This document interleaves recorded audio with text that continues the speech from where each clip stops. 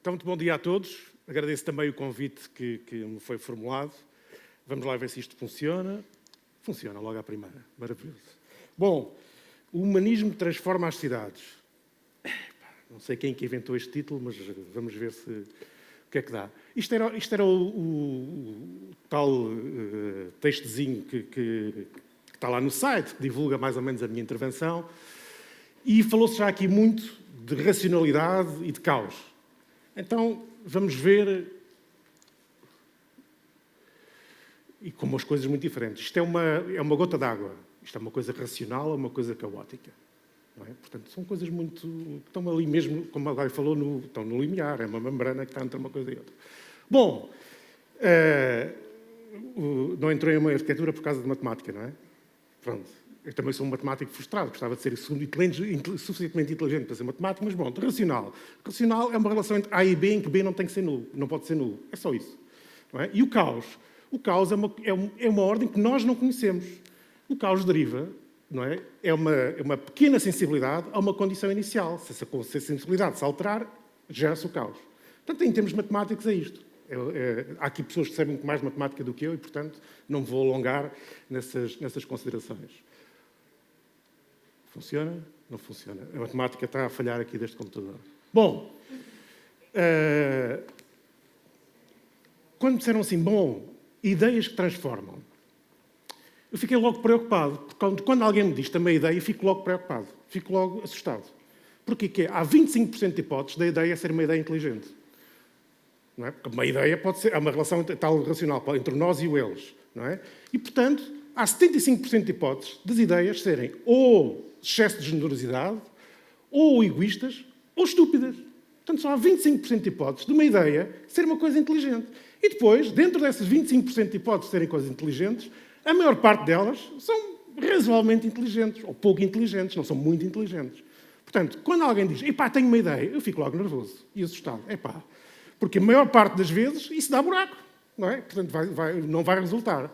Portanto, o nosso objetivo, todos nós, é haver uma relação entre nós e o eles que conduz à inteligência. E se uma ideia é boa só, se realmente for uma ideia inteligente. Vamos ver se conseguimos ter... Isto aponta-se para onde? Para cima, para baixo? Para lá. Aqui. Bom, então vamos ver a situação do caos, que é uma alteração das condições iniciais. Então temos que saber bem qual é a condição inicial.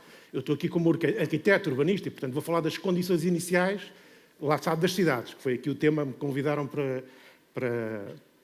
falar. Bom, e a condição inicial, neste momento, das cidades é a da suburbanização. Não é da urbanização, é da suburbanização. Portanto, e o sub tem aquela coisa subentendida que está por baixo, é uma coisa desvalorizada, não é? E, na verdade, há aqui um fenómeno entre depois aquele do resto, não é uma coisa minha, não é? Mas, na verdade, uma coisa é o Ocidente, outra coisa é o resto. É como se fossem planetas diferentes. Nós estamos no Ocidente, não é? Claramente. Não é? Portugal faz parte do Ocidente. Ora bem, não vamos entrar muito em números. Lá está, é um arquiteto que vai falar de números, uma chatice, não é? A Lucinda vai falar de leis e eu vou falar de números. Mas, neste momento, entre 2000 e 2025, nesses 25 anos, vai haver até como me custa dizer o nome, não é? 1,2 bilhões de novos suburbanos no mundo inteiro. Portanto, neste momento, o maior fenómeno que existe no mundo inteiro é este. É a suburbanização. Não é urbanização, não é fazer cidades, isso já passou. É suburbanização, não é na Europa. Portanto, a suburbanização, o azulinho, são 30 milhões de pessoas. É nada, não é? No resto são 1,2 bilhões de pessoas que estão a suburbanizar o mundo. Não é urbanizar, é suburbanizar o mundo. Ora bem, então temos essa... E basta uma pequena alteração para isto se alterar. Isto é o engenheiro Macário, que está ali de t-shirt amarela, o outro senhor, não me lembro do nome, que é o engenheiro-chefe e único engenheiro da Câmara Municipal da Matola. A Matola é um subúrbio de Maputo, que neste momento tem 700, portanto, tem mais ou menos mais do que a população inteira de Lisboa. Este é o único engenheiro dedicado às infraestruturas da Matola. E cresce, todos os anos, a Matola cresce 25 mil pessoas. Portanto, está a crescer sempre 25 mil pessoas todos os anos. Não é? 25 mil pessoas é Torres Vedras. Todos os anos, Torres Vedras. Mais um Torres Vedras, mais um Torres Vedras. Só a Matola. Não é? Imagina a quantidade de matolas que existem por esse mundo fora. Está ali o engenheiro Macário a tratar, não é, da urbanização, da suburbanização da Matola. Bom, então, muito rapidamente, em Portugal o que é que temos? Qual é o principal, já se falou nisto, é o envelhecimento da população.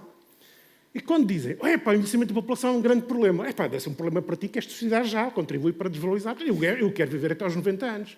Então, quando dizem que o envelhecimento é um problema, eu disse, por amor de Deus, então não querem todos viver até aos 90 anos? Querem, então não é um problema. É uma coisa ótima, o envelhecimento. Pelo menos para mim é, não sei o que é que vocês acham.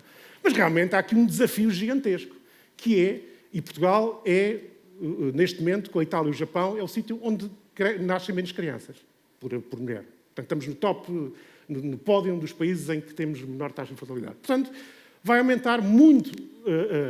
Então, o que é? Ou seja, quanto a mim, quando é que está o cerne da alteração, da sensibilidade para melhorar?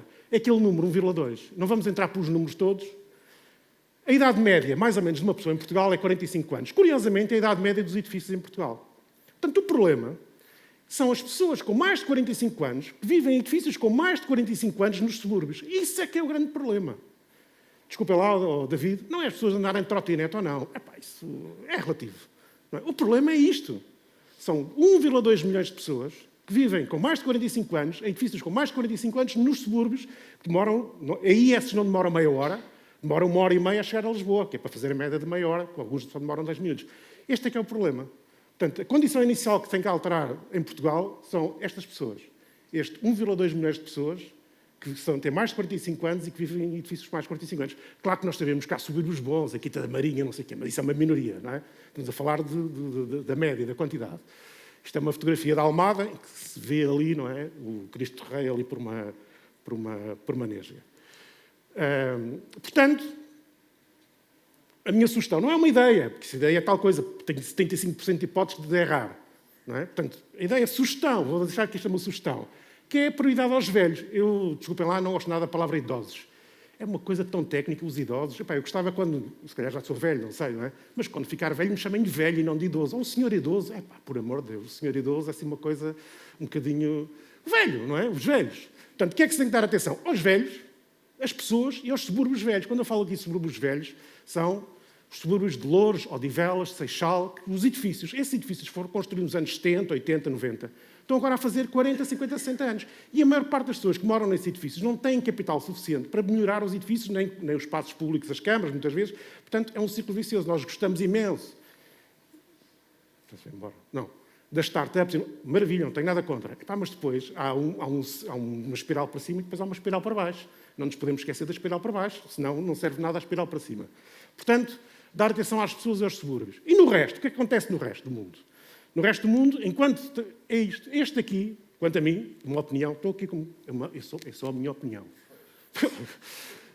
Qual é o principal fator de instabilidade que vai gerar o caos? Mas o caos bom isto é, que é a diminuição do número de médio de filhos por mulher no resto do mundo. Este é o fator primordial que faz alterar tudo e mais alguma coisa. Aliás, o crescimento da população mundial tem vindo a abrandar. Tem vindo a abrandar porquê? Por causa disto. Da diminuição do número médio de filhos por mulher. Estão a ver a evolução gigantesca que existe, não é, no resto do mundo. Não é na Europa, não é, que é aquela última, a vermelha, não é, que está mais ou menos estável, mas no resto do mundo tem uma diminuição extraordinária. E isto é um fator absolutamente decisivo para a tal suburbanização do resto do mundo. Portanto, a principal mensagem que eu queria deixar aqui é: dão poder às mulheres. É dar poder às mulheres no resto do mundo. É o principal fator que vai alterar este fenómeno inicial, que é da brutal, da excepcional suburbanização no resto do mundo. Não é? E, portanto, dar poder às mulheres é aquilo, a tal condição inicial, a tal alteração de uma condição inicial que faz alterar, se calhar vai gerar o caos. É provável. Mas esse caos, que é uma ordem que nós conhecemos, é certamente, ou esperemos, que fique naqueles 25%, que é certamente melhor do que a ordem estabelecida. Isto é, mais uma vez, é uma fotografia de Boane, que é um subúrbio da Matola. Portanto, a Matola é um subúrbio de Maputo. E Boane ainda fica mais longe que a Matola.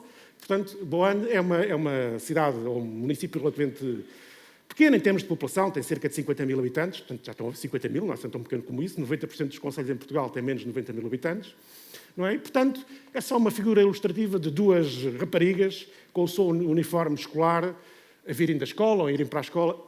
Estas duas raparigas em Boane, a irem para a escola e terem a formação, informação, é o fator primordial, quanto a mim, mais uma vez, é a minha ideia, é a minha sugestão, a principal ideia transformadora para as cidades. Claro que não sabemos o que é que vai acontecer, não é? Vai aparecer, vai. É curioso que o Blade Runner, o primeiro, passava-se quando? Em novembro de 2019. Portanto, podemos ir ver o filme, o Blade Runner, porque, na verdade, passava-se em novembro de 2019 em Los Angeles. Era o cenário e o tempo do Blade Runner, o inicial.